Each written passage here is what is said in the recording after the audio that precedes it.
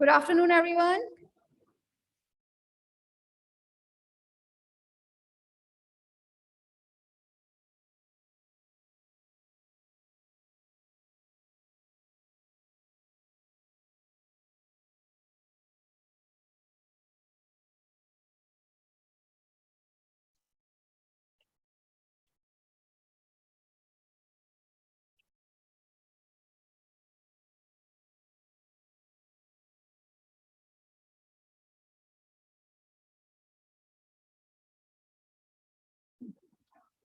हाँ क्लास। तो आप लोगों के में जो कल टॉपिक स्टार्ट हुआ था वो था राइबोसोम। ठीक है, राइबोसोम में हम लोगों ने बात की थी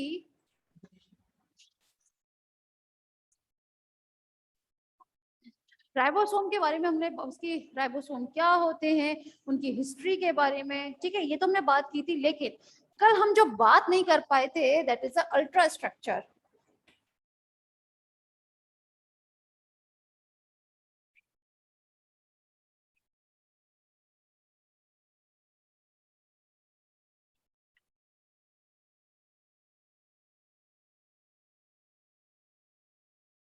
अल्ट्रा स्ट्रक्चर ऑफ राइबोसोम।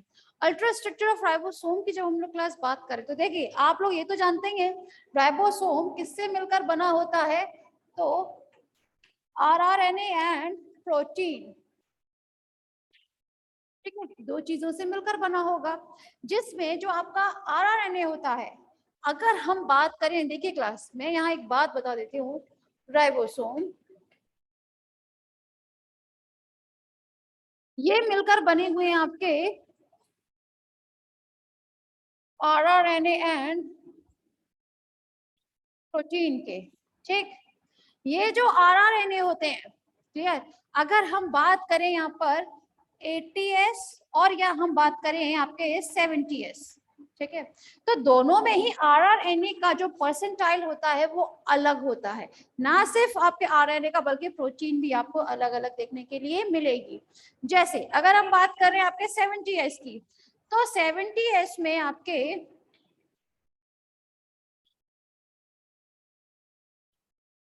जो आरआरएनए होगा वो होगा 40%। किसी किसी बुक में 45% भी देखने के लिए मिलेगा, तो कंफ्यूज नहीं होना है। कहने की बात सिर्फ कंपैरेटिवली हम लेके चलते हैं। तो 40% होता है आरएनए, जबकि प्रोटीन होती है 16%। ठीक है, 60% होगी प्रोटीन। देखिए जब हम क्लास बात करें 70s के बारे में तो ये चीज हमेशा मतलब ये जो परसेंटेज है 40% 60% आरएनए और प्रोटीन का, ये यहाँ पर रेसिप्रोकल हो जाता है। कहने की बात ये है यहाँ पर ये दोनों बदल जाएंगे। जैसे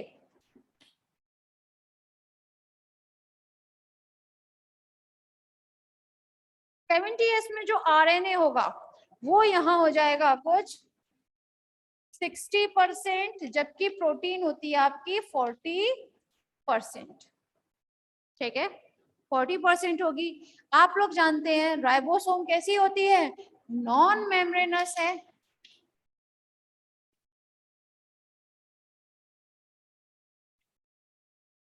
नॉन मेम्ब्रेनस ऑर्गेनल होता है ये, इतना तो आप लोग जानते ही है। तो चलिए बात कर लेते हैं आज हम अल्ट्रा स्ट्रक्चर के बारे में।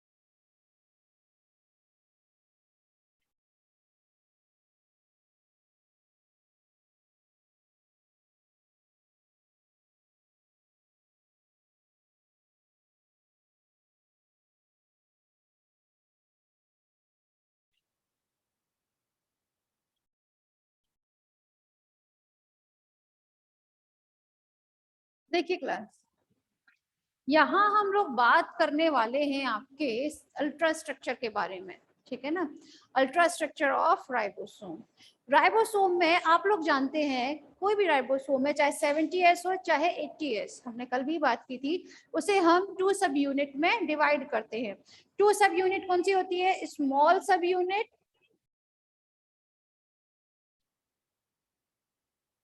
और एक होती है लार्ज सब यूनिट, ठीक है।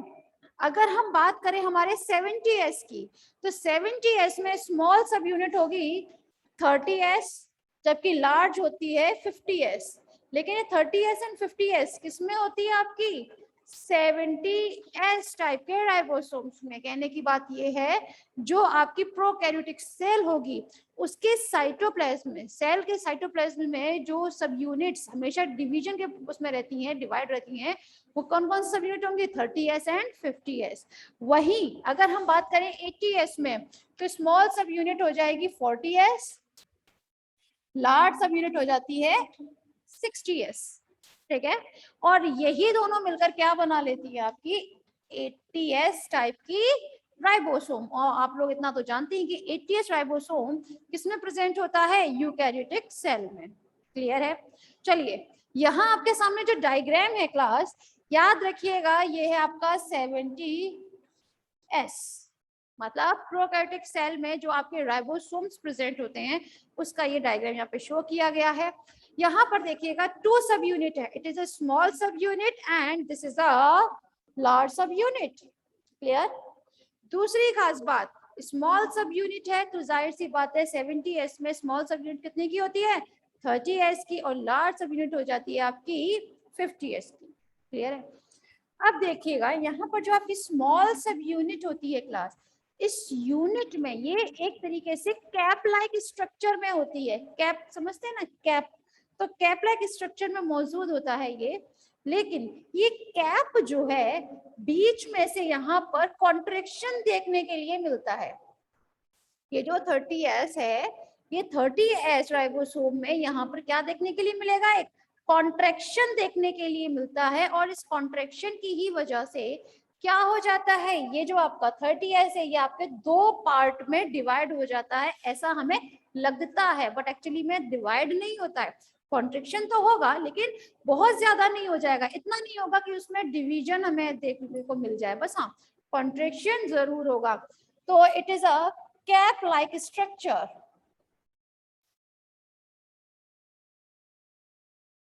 ओके, अगर हम बात करें हमारी लार्ज सब यूनिट के बारे में, तो ये जो लार्ज सब यूनिट होती है ये एक डोम लाइक स्ट्रक्चर में होती है। कैसी होगी? डोम लाइक स्ट्रक्चर में होती है। डोम सब समझते हैं, जैसे हमारे ताजमहल के ऊपर एक डोम रखे रहते हैं ना, लाइक दिस, तो ये डोम लाइक स्ट्रक्चर में प्रेजेंट रहता है। इसमें अगर हम बात करें डोम के इसमें, तो इसे हम 3 पार्ट्स में डिवाइड करते हैं हमारी लार्ज सब यूनिट को।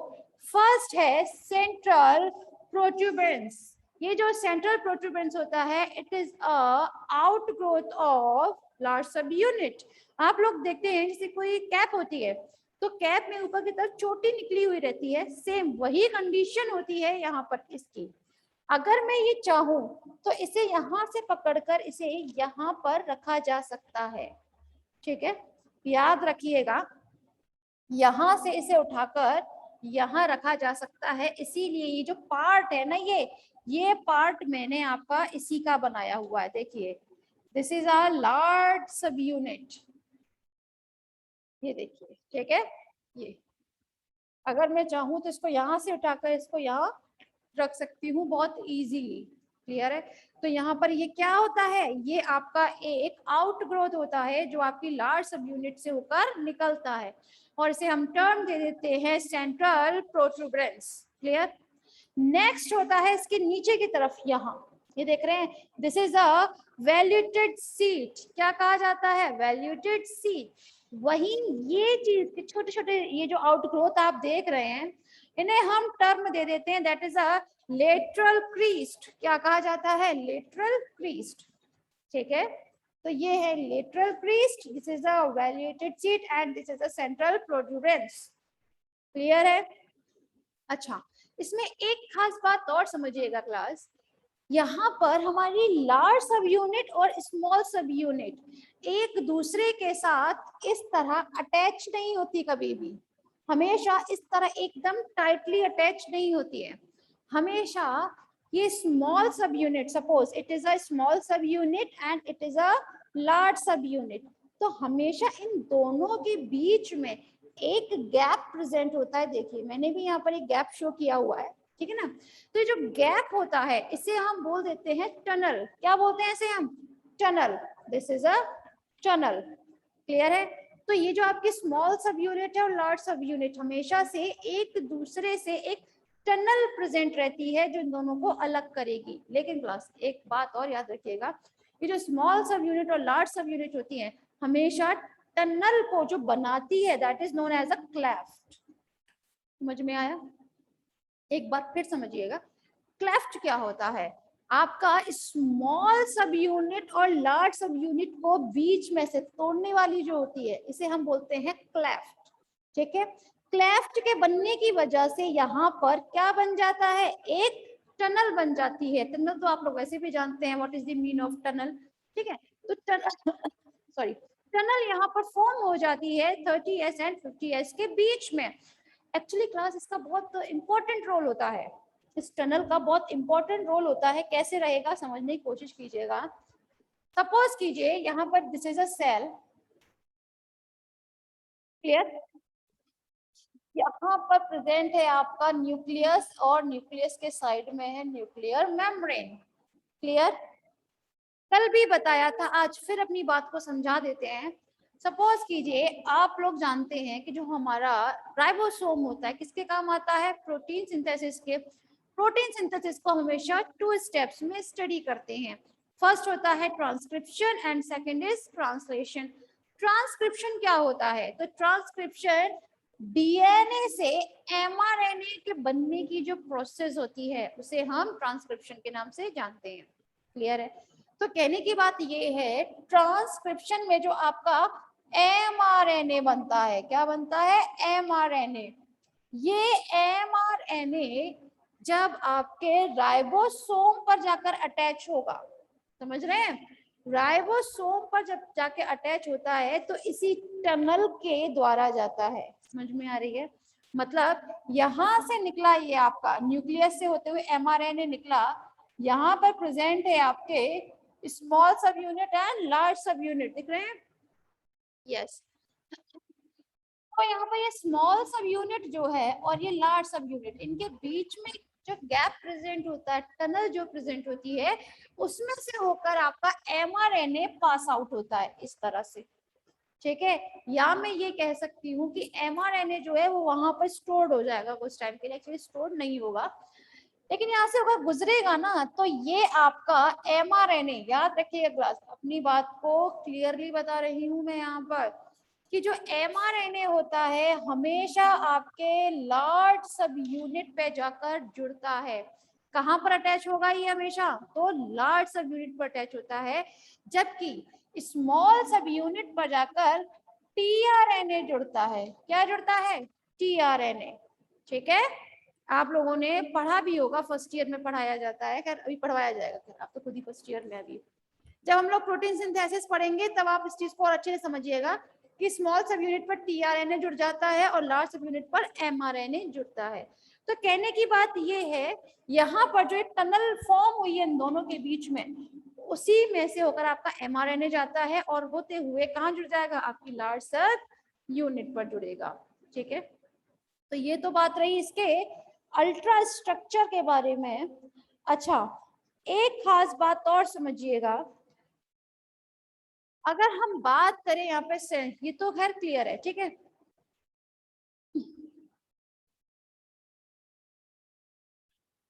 इसमें क्लास आप लोगों को पॉलीराइबोसोम, इस पर एक कभी पूछा जाता है व्हाट इज पॉलीराइबोसोम, तो चलिए बात कर लेते हैं।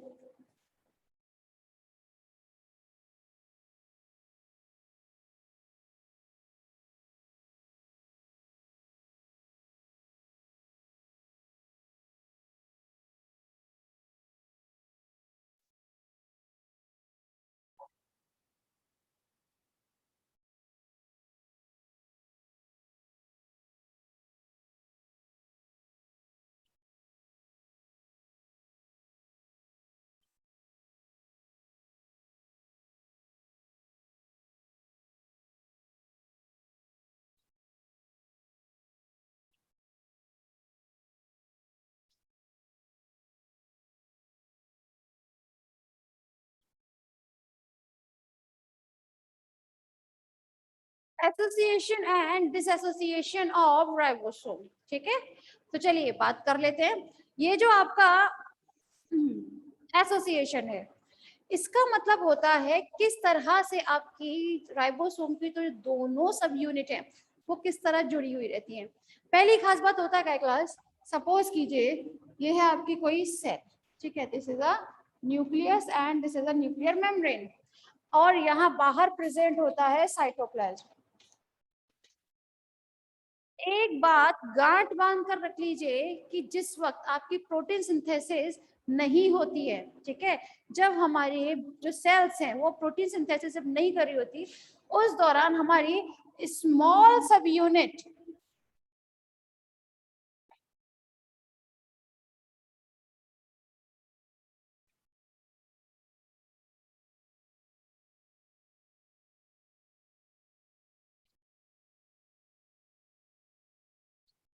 स्मॉल सब यूनिट और लार्ज सब यूनिट हमेशा अलग अलग रहती हैं, कभी भी इस तरह से जुड़ी हुई नहीं रहती हैं, ठीक है। जो हम हमेशा राइबोसोम का डायग्राम ऐसे शो करते हैं, बट ये डायग्राम हमें हमेशा नहीं देखने के लिए मिलेगा। अगर हम बात कर रहे हैं जब हमारी जो सेल्स है वो उस वक्त प्रोटीन सिंथेसिस नहीं करती, तो उस दौरान आपको जो डायग्राम देखने के लिए मिलता है वो कुछ ऐसा होता है, ठीक है। मतलब उस वक्त साइटोप्लाज्म में आपकी दोनों ही सब यूनिट अलग अलग प्रेजेंट होती हैं। क्लियर है? याद रखिएगा कि जिस वक्त आपकी सेल्स में प्रोटीन सिंथेसिस नहीं होता, उस दौरान दोनों ही सब यूनिट अलग अलग प्रेजेंट होती हैं। क्लियर? अब हम अगर बात करें इसके एसोसिएशन के बारे में कि एसोसिएशन कब होगा, मतलब किस वक्त आपकी दोनों ही सब यूनिट आकर जुड़ती हैं, एसोसिएट होंगी, तो उसके लिए एक्चुअली हमें जिस चीज की रिक्वायरमेंट होती है that is a magnesium ion concentration. हमें किसकी जरूरत होती है? मैग्नीशियम आयन कंसंट्रेशन की जरूरत होती है। अगर हम बात करें, यहाँ एक क्वेश्चन अराइज हो जाता है कि मैग्नीशियम आयन का कितना कंसंट्रेशन होना चाहिए हमारी सेल में, ठीक है, जिससे आपकी दोनों ही सब यूनिट आपस में एसोसिएट हो जाएं, ठीक है। तो यहाँ पर इसका जो कंसंट्रेशन होनी चाहिए दैट इज 0.001 एम, ठीक है। कितनी होनी चाहिए कंसेंट्रेशन मैग्नीशियम आयन की? दैट इज 0.001 एम होनी चाहिए। क्लियर है? अब देखिएगा, सपोज कीजिए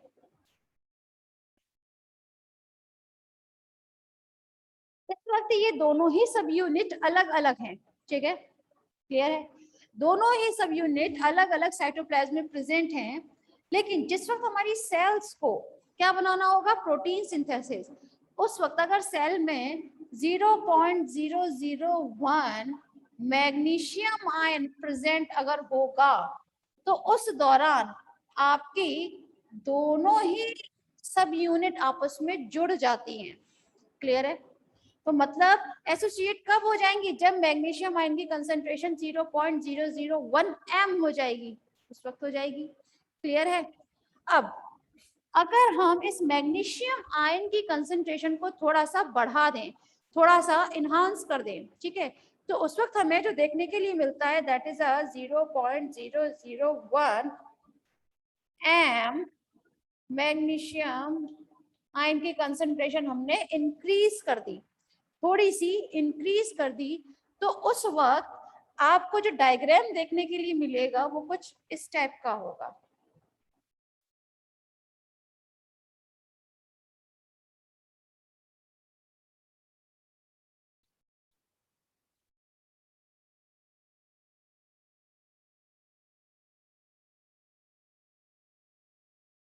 देखिए, जब हम इसकी मैग्नीशियम आयन की कंसंट्रेशन को थोड़ा बढ़ाते हैं, ठीक है, थोड़ा सा बढ़ाते हैं, तो उस वक्त हमारे ये दो राइबोसोम आपस में जुड़ जाते हैं। यहाँ पर मैंने दो राइबोसोम बनाए हुए हैं, ध्यान दीजिएगा। This is a small subunit and it is a large सब unit. This is a small subunit and this is a large सब यूनिट। तो यहाँ पर कितने राइबोसोम्स हो चुके हैं? 2 राइबोसोम अटैच हो जाते हैं, ठीक है। तो ये जो कंडीशन होती है जिसमें आपकी 2 राइबोसोम अटैच होते हैं, इसे हम एक टर्म देते हैं that is a dimer condition. क्या फॉर्म करते हैं? डाइमर फॉर्म कर जाते हैं कब? जब आपकी मैग्नीशियम आयन की कंसंट्रेशन 0.001 एम से थोड़ी सी ज्यादा हो जाएगी उस वक्त। क्लियर है? अब हम अपनी इस मैग्नीशियम आयन की कंसंट्रेशन को 0.001 एम से बहुत ज्यादा बढ़ा देते हैं, ठीक है ना, बहुत ज्यादा बढ़ा देते हैं, तब हमें जो कंडीशन देखने के लिए मिलेगी वो कुछ इस टाइप की होती है।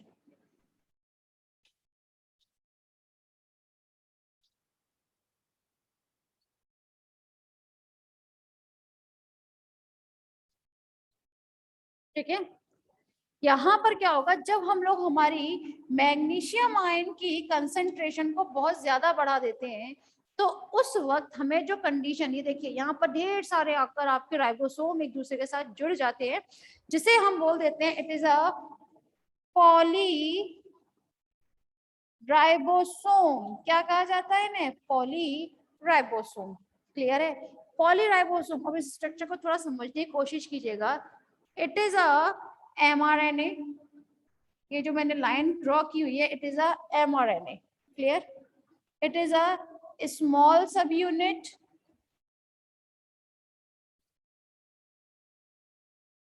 एंड इट इज अ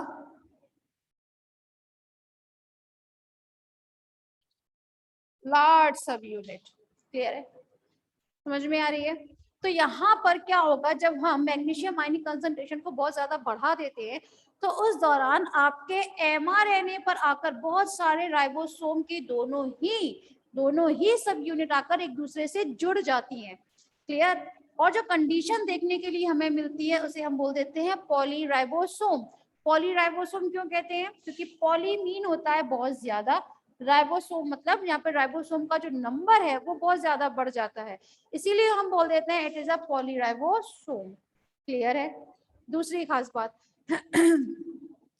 किसी किसी बुक में आप लोगों को पॉलीराइबोसोम के साथ साथ एक टर्म और देखने के लिए मिलेगा जिसे हम बोलते हैं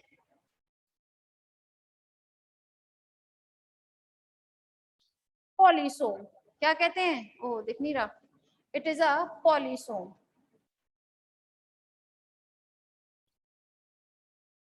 क्या कहते हैं इसे? हम पॉलीसोम के नाम से जानेंगे। ठीक है, तो पॉलीसोम की कंडीशन या पॉलीराइबोसोम की कंडीशन हमें कब देखने के लिए मिलेगी?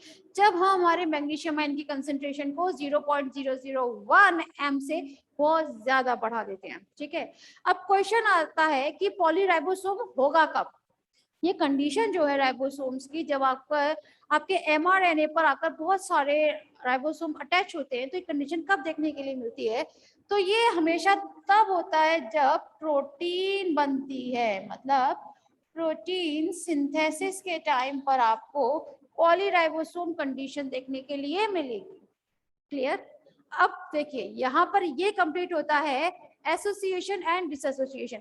इसी चीज को थोड़ा सा हम एक बार फिर रिवाइज करते हैं कि एसोसिएशन मतलब होता है, आप लोग जानते हैं कि अब क्या होगा, जो आपका सेल है, सेल के साइटोप्लाज्म में राइबोसोम की दोनों ही subunit, small subunit and large subunit, दोनों ही स्कैटर्ड स्टेट में प्रेजेंट रहती हैं, मतलब दोनों जुड़ी हुई नहीं रहेंगी कभी भी। तो उनको जोड़ने के लिए हमें किसकी जरूरत होती है? 0.001 एम मैग्नीशियम आयन की। ठीक है, अगर मैग्नीशियम आयन का कंसंट्रेशन 0.001 एम से कम है, समझ रहे हैं, कम है, तो उस दौरान तो राइबोसोम की दोनों ही सब यूनिट जो है वो अलग अलग रहेंगी, जुड़ी हुई नहीं रहेंगी। लेकिन जैसे ही आपकी मैग्नीशियम आयन की कंसंट्रेशन इतनी हो जाती है 0.001 एम, वैसे ही ये दोनों ही सब यूनिट आपस में जुड़ जाती हैं।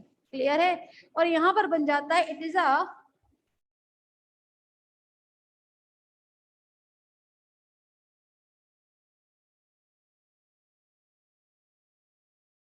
Complete ribosome. क्या बनाएगा ये? Complete ribosome. अब ये कंप्लीट राइबोसोम अगर हम हमारे सेल में आपके मैग्नीशियम आयन की कंसंट्रेशन 0.001 एम से थोड़ी बढ़ाते थे, थोड़ी सी बढ़ाते थे, तो यहाँ पर क्या होता है, आपके दो राइबोसोम जो है कंप्लीट राइबोसोम वो आकर एकदम जुड़ जाएंगे। अब दो जुड़ रहे हैं चूंकि राइबोसोम, तो इसे हम बोल देते हैं डाइमर। डाई मतलब टू, डाई मतलब क्या होता है, टू, ठीक है। तो यहाँ पर टू राइबोसोम आके एक दूसरे अटैच हो जाते हैं, इसीलिए हम इसको बोल देते हैं it is a dimer condition, ठीक है। लेकिन क्लास अगर हम हमारी मैग्नीशियम आयनिक कंसंट्रेशन को 0.001 एम से बहुत ज्यादा इंक्रीज कर देते हैं, तो वहां हमें जो कंडीशन देखने के लिए मिलती है वो हो जाती है पॉलीराइबोसोम। और पॉलीराइबोसोम को आप लोगों ने बहुत अच्छे से स्टडी ऑलरेडी कर रखा है, तो बहुत ज्यादा बार बताने की जरूरत यहाँ नहीं है। होप सो आप लोगों को समझ में आ रहा होगा, ठीक है। अच्छा, एक खास बात और समझिएगा, क्या हमारी सेल में हमेशा पॉलीराइबोसोम की कंडीशन देखने के लिए मिलती है? तो नहीं। मैंने कहा जब प्रोटीन सिंथेसिस होती है उस दौरान तो आपको पॉलीराइबोसोम कंडीशन देखने के लिए मिलेगी, लेकिन जैसे ही प्रोटीन सिंथेसिस की जो प्रोसेस है वो कंप्लीट हो जाएगी, वैसे ही आपके पॉलीराइबोसोम जो है इसमें से भी आपकी दोनों सब यूनिट एमआरएनए को छोड़ देंगी, ठीक है। मतलब फिर से ये दोनों सब यूनिट जो है वो साइटोप्लाज्म में स्कैटर्ड स्टेट में हमें देखने के लिए मिलती है। क्लियर? तो मतलब जब जब प्रोटीन सिंथेसिस होगा उस वक्त आपका मैग्नीशियम आयनिक कंसंट्रेशन इतना होना जरूरी है। अगर इतनी कंसंट्रेशन होगी तो ही आपकी बॉडी में आपका प्रोटीन बनेगा, अदरवाइज नहीं बन पाएगा, ठीक है क्लास। तो चलिए आगे बात कर लेते हैं हम।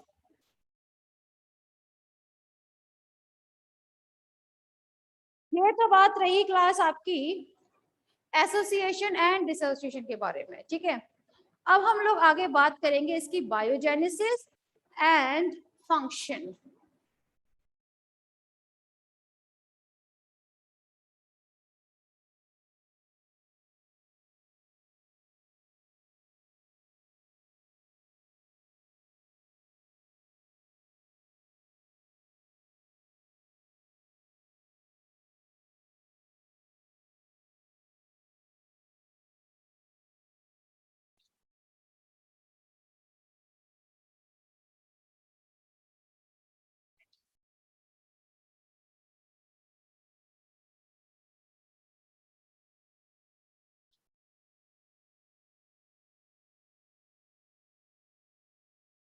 बायोजेनेसिस ऑफ राइबोसोम, कहने की बात ये है राइबोसोम कब बनते हैं और कैसे बनते हैं, ठीक है।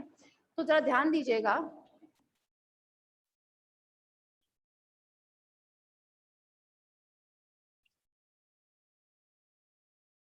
इन प्रोकैरियोट्स, ठीक है,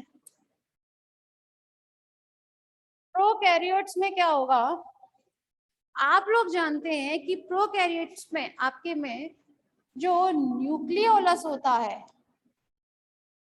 वो एब्सेंट होता है, राइट। न्यूक्लियोलस क्या होता है, एब्सेंट होता है, क्योंकि जो आपका न्यूक्लियस होता है वो हमेशा स्कैटर्ड स्टेट में प्रेजेंट होता है, उसके ऊपर न्यूक्लियर मेम्ब्रेन भी एब्सेंट होती है प्रोकैरियोट्स में, ठीक है। हम प्रोकैरियोट्स की बात कर रहे हैं, ध्यान दीजिएगा।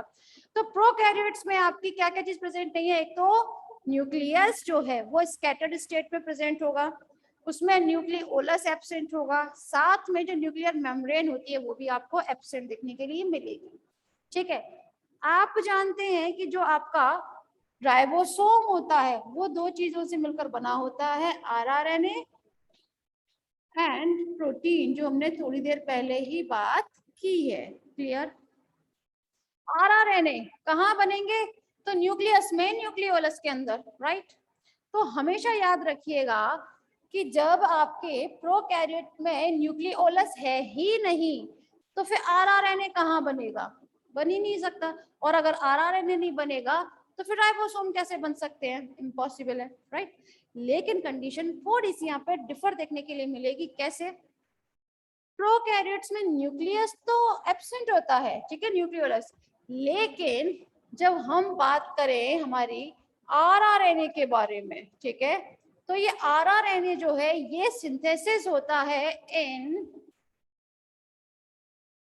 साइटोप्लाज्म, ठीक है। कहाँ प्रेजेंट होता है, साइटोप्लाज्म में, मतलब it is synthesized in the cytoplasm with the help of rDNA. rDNA. What is the meaning of rDNA? Then the R is referred to as ribosomal DNA. ठीक है, तो हम ये कह सकते हैं कि जो आपका प्रोकैरियोट्स में जो आरआरएनए है वो किससे बनता है, वो आपके न्यूक्लियस में ना बनते हुए साइटोप्लाज्म में ही बनेगा, लेकिन साइटोप्लाज्म में भी आरडीएनए की हेल्प से बनेगा। क्लियर है?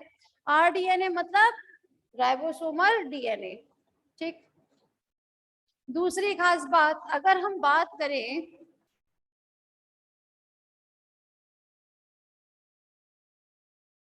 यूकैरियोट्स की, ठीक है ना, तो ये जो आपकी यूकैरियोटिक सेल्स होती हैं उनमें आरआरएनए, तो जाहिर सी बात है वो तो क्या न्यूक्लियस हम लोगों में, भाई हम लोग किस में आते हैं, हम लोग आएंगे हमारी यूकैरियोटिक सेल्स में, तो जाहिर सी बात है हम लोगों में जो आरएनए बनेगा वो किसमें बनता है, हमारे न्यूक्लियोलस में बन जाएगा, मतलब न्यूक्लियस के अंदर बन रहा है, न्यूक्लियस से बनकर फिर वो बाहर निकलते हैं, ये आप लोग इतना जानते हैं। लेकिन लेकिन लेकिन लेकिन इतना समझिएगा, कल मैंने जब आप लोगों को 70s और 80s से क्लासिफिकेशन कंप्लीट किया था, तो उस वक्त मैंने 80s में एक आरआरएनए बताया था, that is the 5s rRNA, ये बताया था मैंने, है ना, बताया था। तो ये एक्सेप्शन केसेस होता है, 5s आरआरएनए जो होता है ये हमेशा साइटोप्लाज्म में सिंथेसाइज होता है। कहाँ बनता है? साइटोप्लाज्म में। लेकिन बनने के बाद जैसे ये साइटोप्लाज्म में बन जाता है उसके बाद आपकी यूकैरियोटिक सेल में बाकी जितने भी राइबोसोम होते हैं, जैसे 5.8s RNA, 28s RNA, 18s RNA, याद आ रहा है ना सारे, तो वो सब एक दूसरे के साथ ज्वाइन हो जाते हैं, कंबाइन हो जाते हैं और बना लेते हैं एक कंप्लीट आरआरएनए। ठीक है, और कुछ प्रोटीन के साथ मिलकर बन जाती है आपकी 80s आरएनए, मतलब आई मीन टू से 80s राइबोसोम। क्लियर है? तो इस तरह से हमारा बायोजेनेसिस जो है राइबोसोम का वो यहाँ कंप्लीट होता है। तो बायोजेनेसिस मतलब किसी भी चीज का बनना, क्या करिए बनते कैसे, तो राइबोसोम प्रोकैरियोटिक में अलग बनते हैं और यूकैरियोटिक में अलग बनते हैं। क्लियर है क्लास? चलिए अब हम लोग बात कर लेते हैं इसके फंक्शंस के बारे में।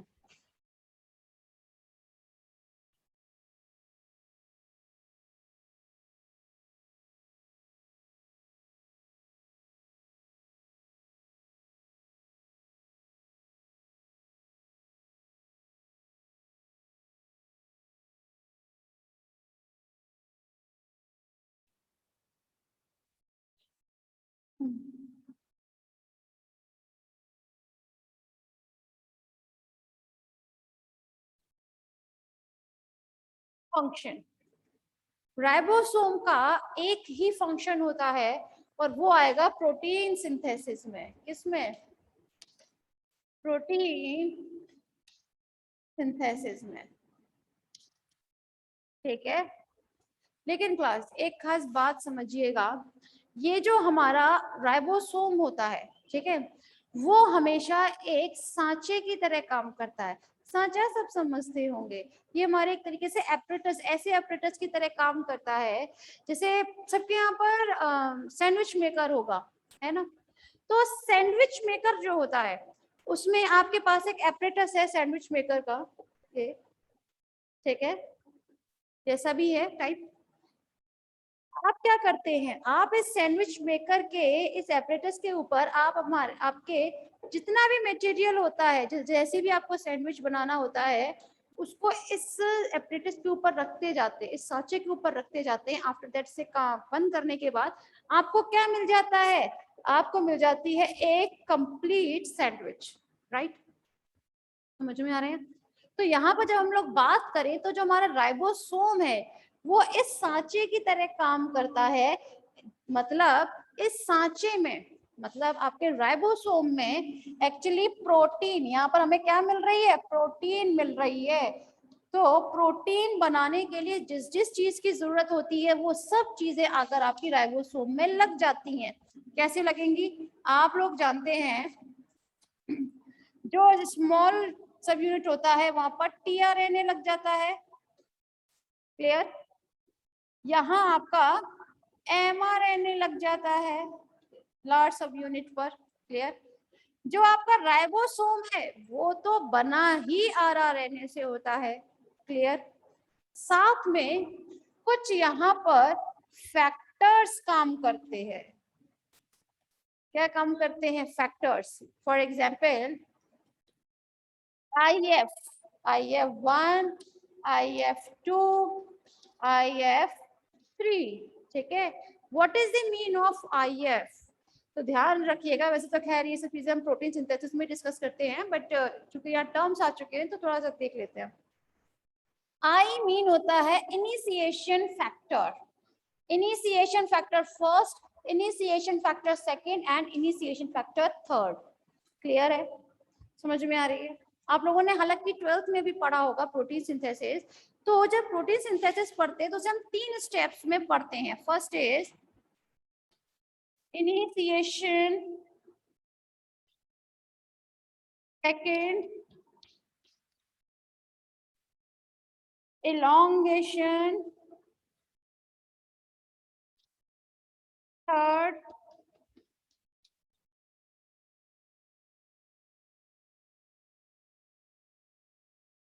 Termination, right. तो इन 3 स्टेप्स में आपको पढ़ना होता है आपका कंप्लीट प्रोटीन सिंथेसिस। तो अब इन तीनों स्टेप्स को करने के लिए जिन जिन फैक्टर्स की जरूरत होती है, जैसे इनिशिएशन के लिए आपको जरूरत होगी इनिशिएशन फैक्टर की, initiation factor first, initiation factor second, initiation factor third. इसी तरह से आपके टर्मिनेशन फैक्टर्स होते हैं, उन्हें हम बोलते हैं आर के नाम से, या तो R1, RF1, RF2। क्लियर है? वहां पर एक और आप लोगों के एंजाइम्स कुछ काम करते हैं, एंजाइम्स कुछ फैक्टर्स जिन्हें बोल देते हैं इलॉन्गेशन फैक्टर्स, ठीक है। अच्छा, एक खास बात और, यहाँ पर जो एंजाइम होते हैं जो आपके राइबोसोम में प्रेजेंट होते हैं, एंजाइम तो प्रेजेंट होंगे राइबोसोम में, तो ये एंजाइम्स जो होते हैं एक तरीके से फैक्टर्स का ही काम करते हैं। किसका काम करते हैं? फैक्टर्स का ही काम करते हैं। यही फैक्टर चलकर आगे चलकर प्रोटीन सिंथेसिस की ये तीनों स्टेप्स को कंप्लीट करवाता है। क्लियर है? समझ में आया?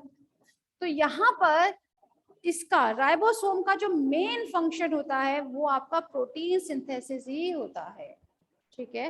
होप सो आप लोगों को आज का टॉपिक समझ में आया होगा। चलिए आज हम फिर नेक्स्ट टॉपिक के बारे में बात कर लेते हैं।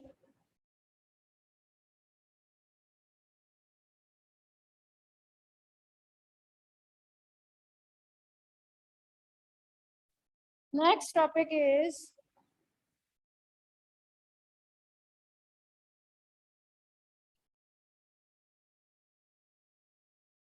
गोल्जी बॉडी, ठीक है। Golgi body, actually Golgi body के बारे में क्लास बात की जाए तो हम गोल्जी बॉडी को बहुत से नामों से जानते हैं, जैसे गोल्जी एपरेटस,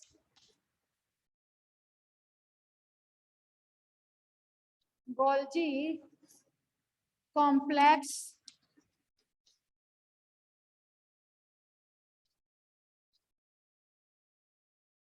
डिक्टियोसोम,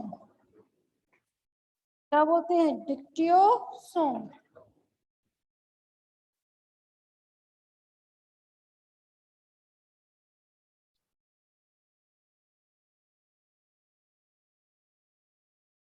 लिपोकॉन्ड्रिया एक्सेट्रा, ठीक है। मतलब हमने क्या किया, हमने हमारी गोल्जी बॉडी को बहुत से नामों से देखा है, मतलब हम इसे बहुत से नामों से जानते हैं। कौन कौन से? Golgi apparatus, Golgi complex, dictyosome, lipochondria, और भी बहुत से नाम होते हैं जो गोल्जी काय को दिए जाते हैं। लेकिन थोड़ा सा एक खास बात याद रखनी है, ये जो डिक्टियोसोम टर्म है, ठीक है, इसे हम हमारी एनिमल सेल में कभी यूज नहीं करते हैं, ठीक है। डिक्टियोसोम को हमेशा प्लांट सेल में यूज किया जाता है, ठीक है। मतलब जब आप बॉटनी का एग्जाम देने जाते हैं तो वहां पर जो क्वेश्चन आ सकता है गोल्जी बॉडी पर, वो डिक्टियोसोम के नाम से आएगा, व्हाट इज डिक्टियोसोम, ठीक है। तो डिक्टियोसोम जो है सिर्फ और सिर्फ प्लांट सेल में कहा जाता है, एनिमल सेल में डिक्टियोसोम टर्म हम यूज नहीं करते हैं। क्लियर?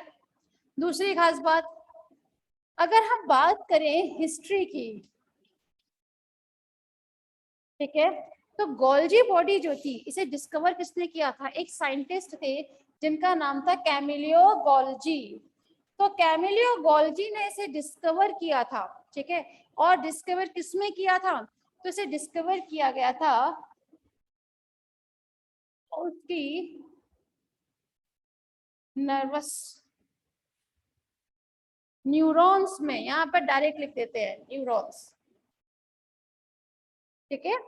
तो जो ये बर्न आउल था उसकी न्यूरॉन में इसे डिस्कवर किया था। किसने डिस्कवर किया था? कैमिलो गोल्जी ने डिस्कवर किया था। क्लियर है? दूसरी खास बात, यहाँ पर जब हम बात कर रहे हैं गोल्जी बॉडी की, तो गोल्जी बॉडी कैसा आपका सेल ऑर्गेनेल होता है? It is a double membranous cell organelle, ठीक है। कैसा होता है ये? It is a double membranous cell organelle. Clear है? समझ में आ रही है? दूसरी खास बात, ये जो आपका गोल्जी बॉडी है ये कहाँ प्रेजेंट होगा? तो अक्रेंस, ये प्रोकैरियोटिक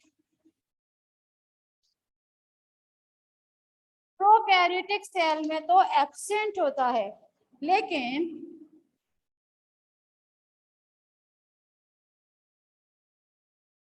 यूकैरियोटिक सेल में प्रेजेंट होगा। मतलब जितनी भी आपकी यूकैरियोटिक सेल होती है उन सब में प्रेजेंट होता है, सिर्फ और सिर्फ किसे छोड़कर? हमेशा याद रखिएगा, मैच्योर आरबीसी। मैच्योर आरबीसी में आपके कोई भी सेल ऑर्गेनेल देखने के लिए नहीं मिलेगा। तो इसीलिए यहाँ पर क्या लिखा जाता है?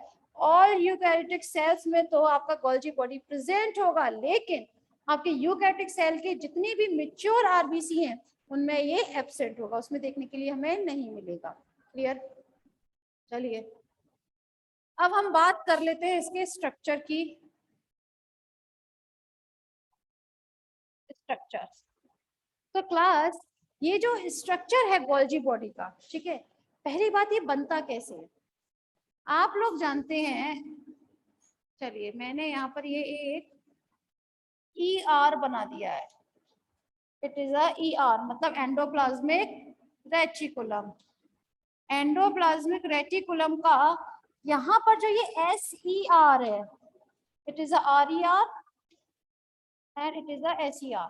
तो ये SER में यहाँ पर कुछ बड लाइक स्ट्रक्चर हमें देखने के लिए मिलते हैं। क्लियर है? ये बड लाइक स्ट्रक्चर जो हैं फिर क्या हो जाते हैं? बडिंग प्रोसीजर से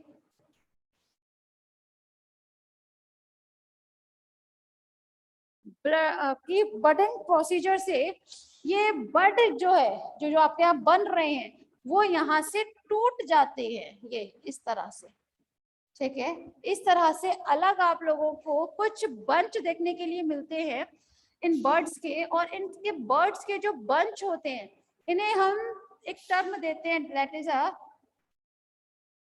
सेक्यूल्स। क्या कहा जाता है? सेक्यूल्स। सेक्यूल्स मतलब सेक्यूल्स वो टर्म है जो आपके ER से आपके गोल्जी बॉडी बने हैं। क्लियर? तो क्लास आज हम लोग इतनी ही बात, इतना ही सफिशिएंट है आज के लिए। बाकी सेक्यूल्स के आगे हम लोग कल बात करते हैं।